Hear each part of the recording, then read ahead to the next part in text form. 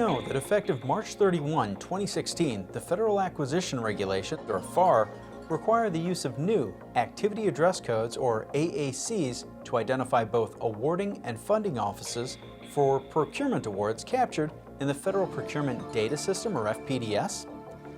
All agencies are required to enter an awarding and funding office in FPDS per FAR 4.603.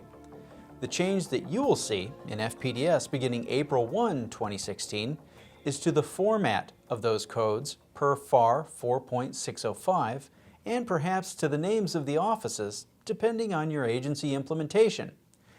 These new codes will also be included in the changes to the Procurement Instrument Identifier, or PIID, that must be in place by October 1, 2017.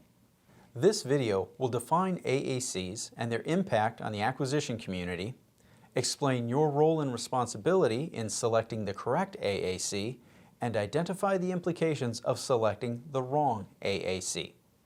So let's start with, what is an activity address code? The AAC is a uniform way to identify organizations in federal agencies. An office is the smallest organizational unit in an agency with direct responsibility for awarding or funding most of the action. The move to the AAC is a move to a standard and uniform way to identify offices and is not unique to federal procurement. It's been used in the integrated DoD civilian agency supply systems since at least the 1960s. The change to a standard and uniform identifier will provide greater consistency in how data are collected and reported, as well as transparency for both the public and for federal agencies using such award data for spending management purposes, such as category management. Each office identified by a department or independent agency has a unique AAC and is managed by one agency point of contact.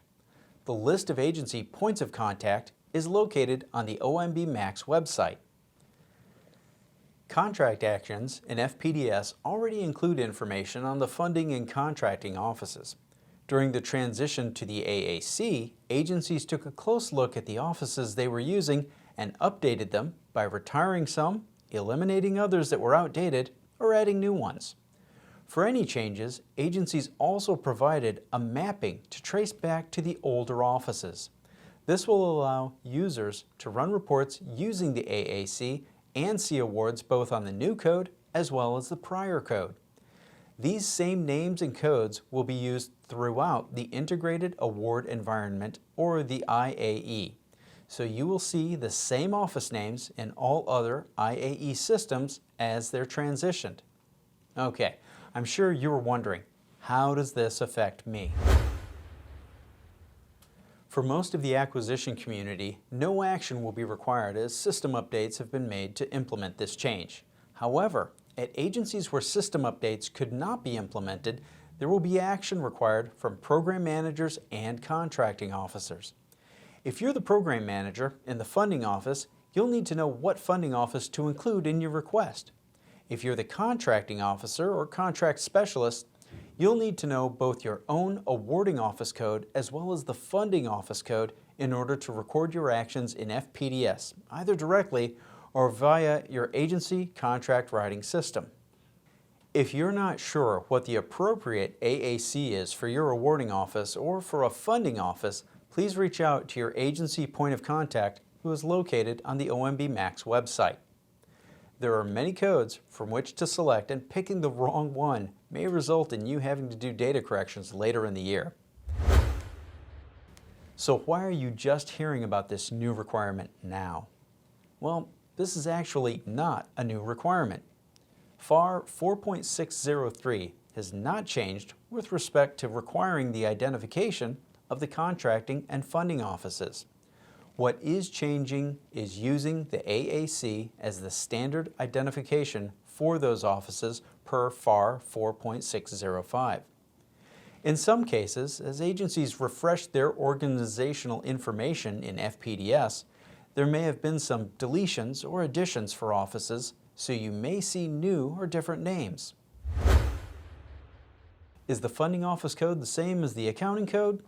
No.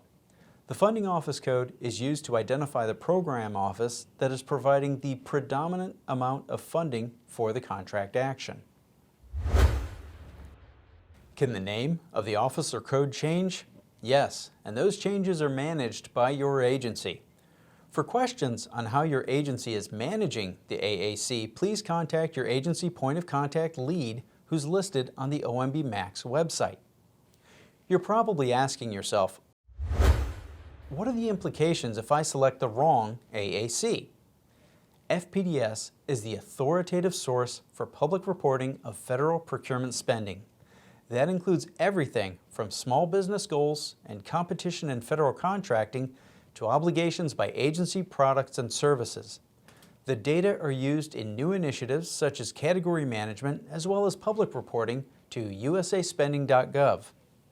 If you select the wrong AAC, then the errors may show up in recurring and special reports to the Office of Management and Budget, the Government Accountability Office, Congress, performance.gov and usaspending.gov, the annual Small Business Goaling Report, competition in federal contracting by agency, the ability to measure and assess the effect of federal contracting for various FAR requirements and administration priorities, and annual FPDS verification and validation results.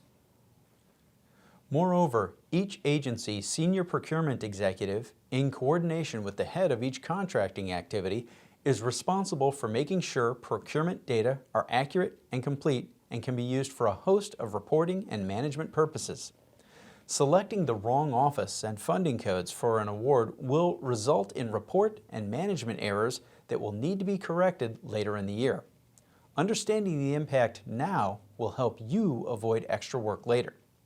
You are responsible for making sure the data captured and recorded on each contract action accurately represents what's taking place. If you enter incorrect data, you must correct it because at the end of each fiscal year, the Chief Acquisition Officer of each agency is required to certify whether the agency's procurement data is complete and accurate per FAR 4.604, paragraph C. Any errors identified must be corrected before the Chief Acquisition Officer can provide such a certification. The accuracy of the data reported in FPDS is critical for contracting officials, program managers, federal policy officials, oversight bodies, and the public. Selecting the accurate awarding and funding office codes the first time will save you the additional time it takes to modify your FPDS records at a later date. We certainly hope this information helps. For more information on what you'll see when you enter FPDS, please refer to the Federal Service Desk Frequently Asked Questions at fsd.gov and the FPDS User's Manual found at fpds.gov.